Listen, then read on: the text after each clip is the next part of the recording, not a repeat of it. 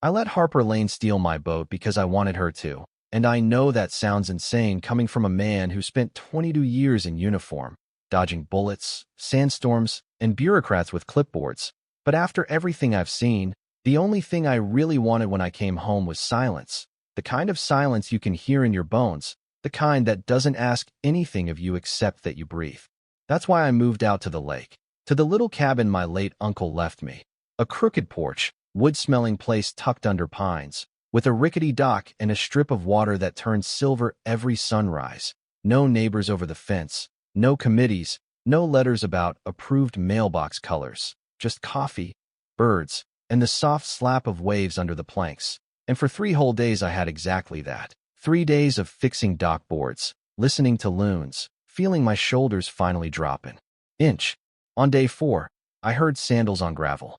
I tried the old veteran trick of pretending I hadn't heard anything, hoping the sound would get embarrassed and go away, but it came closer, that little rubber scrape, and then it stopped right behind me, and a voice, bright and sharp at the same time, said, "Good morning. I'm Harper Lane with Silvercrest Shores." And she said it like, with the FBI, or with the Department of Defense, like the subdivision itself came with jurisdiction. I turned around and met my new problem. Blonde bob cut sharp enough to keep time, big reflective sunglasses, pastel blouse under a cardigan that screamed committee meeting, sandals with rhinestones, and in her hands, the holy relic.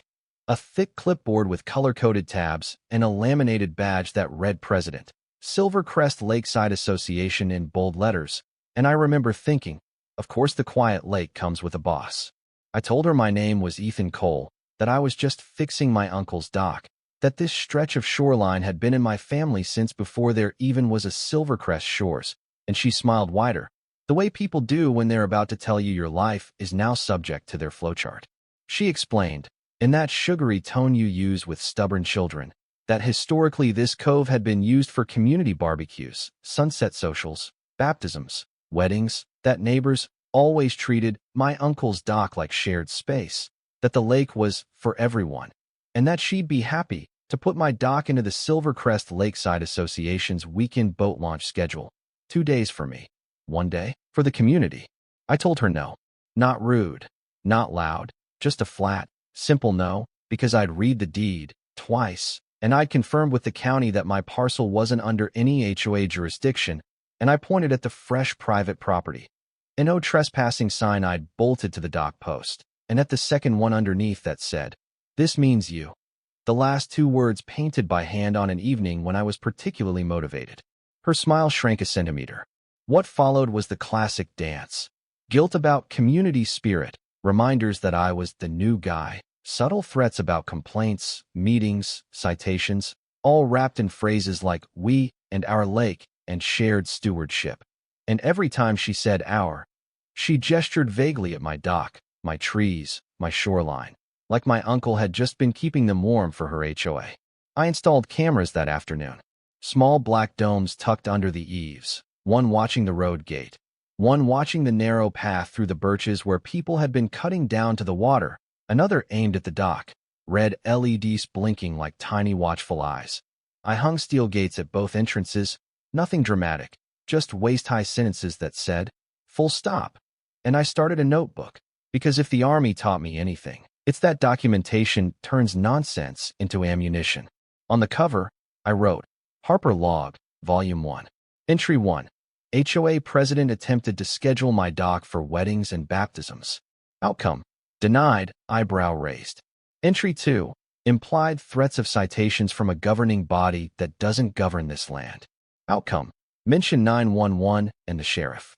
The more I closed my property, the harder Harper pushed. She sent volunteers in embroidered polos to ask for kayak staging on my dock, just for one event. Dropped flyers in mailboxes with a photo of my dock labeled, "Traditionally open to all," and stood at my gate explaining that my signs were unwelcoming and bad optics for Silvercrest Shores. And every time, I told her the same thing. This isn't a park, it's my home. I could feel it building, that quiet pressure in the air that comes before a storm. The same weight you sense when someone keeps testing a fence, not to see if it's there, but to see if you'll actually defend it. And one night, sitting on the edge of the dock with my mug cooling in my hands, I looked over at my boat in the boathouse, a matte black electric craft I'd built over too many long nights overseas. And the idea slid into place so cleanly it almost made me laugh. Her battlefield was paper. Mine was hardware. I didn't have to chase Harper Lane off my property. I could let her walk in, let her do exactly what she thought she was getting away with, and make sure the lake itself showed her what a boundary actually feels like. So I wired the boat, a silent thing I'd named Phantom, and I turned it into a trap that wouldn't hurt a soul, but would humiliate someone who thought rules were only real when she wrote them. And all I had to do was leave the gate open just enough for her to think she'd beaten me. The system on Phantom was simple in theory, complicated in wiring, the sort of puzzle an old soldier builds when he's trying not to think too hard about past deployments. I tied a hidden sensor under the console into the ignition, linked it to the onboard computer, and programmed what I called loop mode. No code, no authorization, no control. If someone started Phantom without my passphrase, the boat would lock the wheel, cap the speed at a lazy crawl, and trace endless figure eights across the lake until the battery sank under 20%, at which point the autopilot would bring her home, same way she'd left, controlled, smooth, impossible to stop from the driver's seat, the kind of trap that doesn't break bones, just pride. I tested it at dawn. The boat hummed out from the dock, turned, crossed its own wake, turned again, 8 after 8, quiet as a shadow, while I watched from the shore and my phone tracked GPS points like beads on a line. And when she came back in on her own, touched the bumper with a gentle bump, I knew I had exactly what I needed. A safe, recorded, undeniable lesson. 2 days later, I laid the bait. I left the road gate latched but not locked. The lakeside path gate pulled just shy of the catch, enough that a determined hand could shoulder it open, and I took my truck into town, phone in the cup holder, coffee in the console, acting like a man who trusts his property is alone, even though every camera on the place was watching. It didn't take long. Halfway to the gas station, my phone buzzed. Alert, lakeside gate opened. 5 seconds later, alert, dock motion detected. Then the one I was waiting for. Alert, Phantom ignition activated without code. Loop mode engaged. I pulled into a turnout overlooking the lake, propped my phone on the steering wheel, and opened the feed. There she was, Harper Lane, cardigan swapped for a hoodie and jeans, sunglasses still on, hair pulled back, clipboard conspicuously absent, moving with that jumpy, guilty energy of someone who knows they shouldn't be where they are. She kept glancing at the cabin, at the trees, at the empty road, like she was waiting for a jury, but when she saw my boat up close, that guilt turned into greed. She climbed in, fumbled at the controls, found the ignition, and when Phantom purred to life, she smiled. This wide, triumphant thing like she'd just claimed the lake for Silvercrest Lakeside Association. And then, in that same second, the wheel froze. On camera, I watched the display flash red, access denied, autonav enabled. The bow drifted away from the dock, the electric motor barely whispering, and Phantom slid out onto open water, turned left, then right, then locked into that smooth, lazy 8, cutting silver slashes across the morning glass, while Harper yanked the wheel, hammered random buttons, and screamed at a machine that didn't recognize her authority. I called Deputy Ryan Michaels. Got a trespasser joyriding my boat, I said, keeping my tone light. She's safe, but she's not stopping. I've got live video and GPS if you want it. He sighed the sigh of a man who already knew who it was. Is it who I think it is, Ethan? HOA crown and all, I said. You might want to bring a barf bag. He told me to sit tight, not intervene, that they'd meet me at the cabin, and by the time I got back, 2 county cruisers dusted my road in brown and gold, and Phantom was carving her 12th loop in front of my dock. Harper a miserable, spinning silhouette on deck. We stood at the gate, Deputy Michaels, his partner, and me, watching in silence. She in any actual danger? He asked. Unless she's allergic to fresh air and embarrassment, I said. No. Max speed is about 6 knots, deck stable, life jacket's right behind her if she ever stops yelling long enough to see it. When the battery hit its threshold, the system shifted, and we watched the bow straighten, the boat ease into a perfect line back toward us, like a dog returning to heel. Harper tried one last twist of the wheel, slipped, put a sneaker in the water, and would have gone face first into the lake if Michaels hadn't grabbed her elbow at the last second. Ma'am, he said, calm as Sunday. You're trespassing on private property and operating someone else's vessel without permission. I was checking for safety hazards, she croaked, half soaked, half furious. His boat is a menace to the community. He trapped me. No, I said, holding up my phone so the frozen frame showed her starting the boat, alone, uninvited, looping across the GPS map. I just built a system that doesn't recognize HOA ranks. They offered to let me press charges for theft and trespass right then. I told them not yet. I figured an hour of making circles in front of her own kingdom, then being hauled off my deck by the sheriff, would be more educational than any fine, and for a minute, it looked like that might be enough. Then the post started. By evening, someone sent me a screenshot from the Silvercrest Shores Facebook group. A blurry still of Harper slumped on my dock, captioned, "This is what happens when neighbors weaponize technology." And the comments were exactly what you'd expect. He could have killed her. Typical ex-military aggression. Cameras everywhere, creepy, mixed with the occasional voice of sanity asking, why was she on his dock? I took screenshots of everything. 3 days later, a law firm letter hit my inbox, and I found myself sitting in a county mediation room that smelled like coffee and defeat, across from Harper Lane in a pale blazer and pearls, and attorney Grant Ellison, fresh-faced, over-cologned, with a stack of papers meant to make me nervous. I wasn't. I had attorney Laura Miles beside me, former JAG, mid-40s, eyes like she'd seen worse, who watched Phantom's loop footage once and said, "We're absolutely using this." Grant called my boat a weaponized device, said I'd engineered a technological ambush, talked about trauma and nausea and emotional scars, tried to paint Harper as a selfless community leader thrown into a digital trap. And when he finally came up for air, Laura slid a USB drive across the table and pressed play.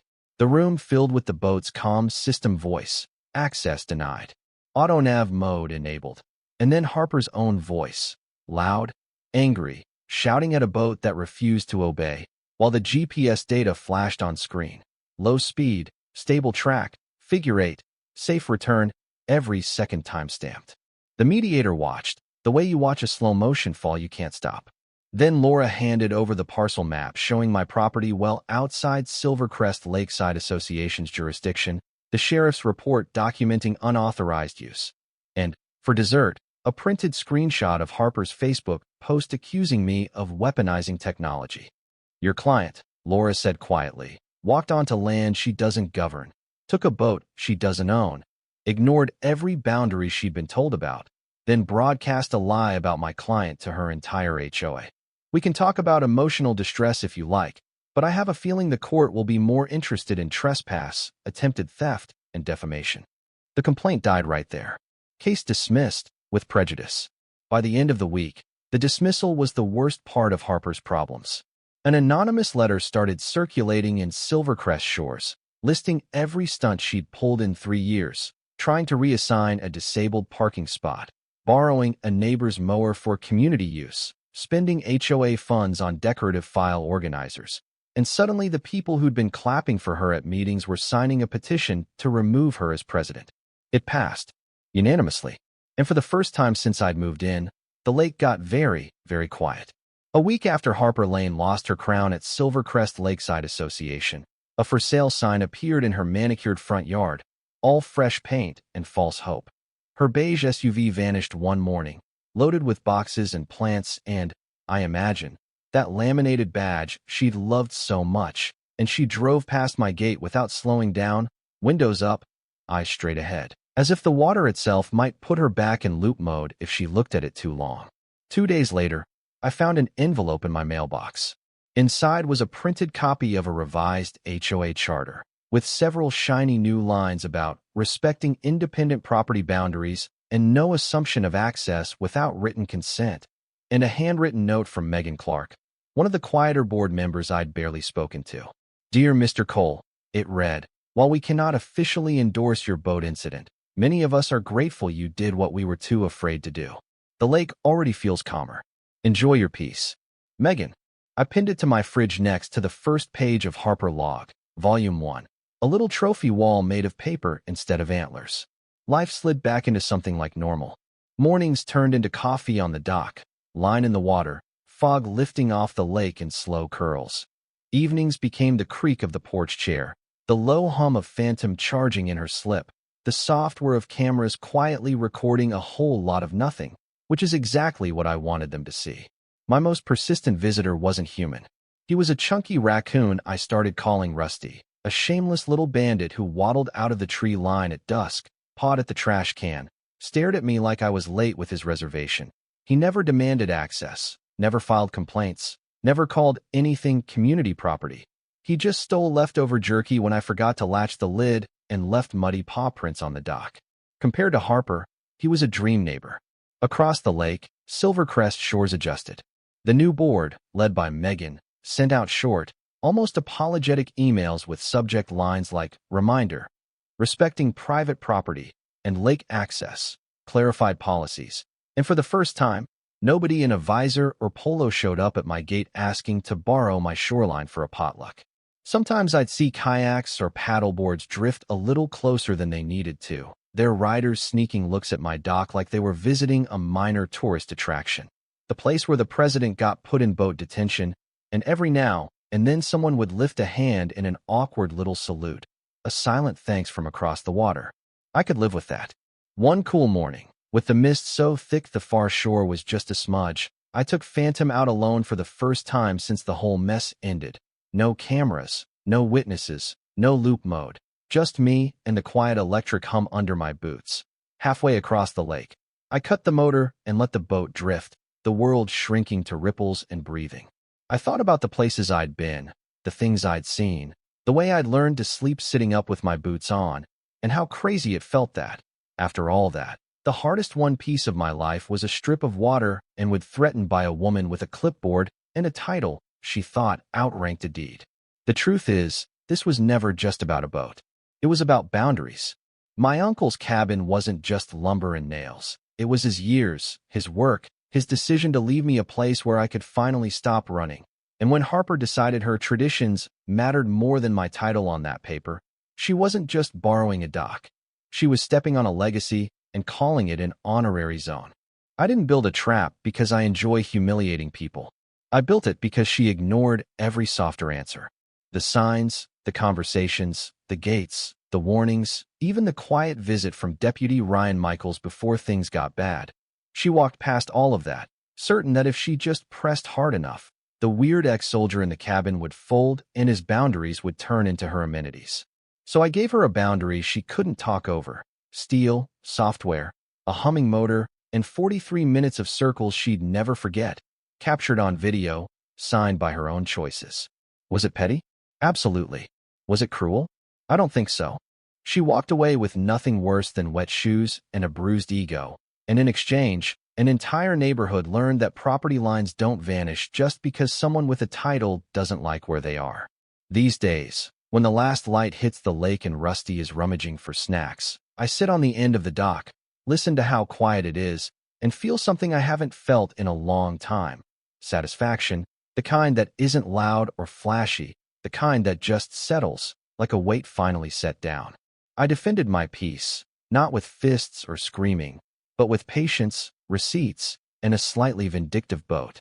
And I'd do it again. But here's where I hand it over to you.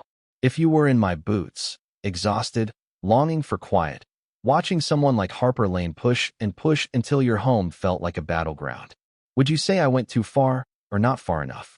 Was Phantom's loop a fair lesson, or just a fancy way to get revenge? Where's the line between protecting what's yours and becoming the villain in someone else's HOA story? Tell me what you think, and if you've ever had your own HOA nightmare or a Karen who wouldn't respect your space, drop it in the comments. Because out here on this channel, we don't just tell stories, we talk about where justice really lives.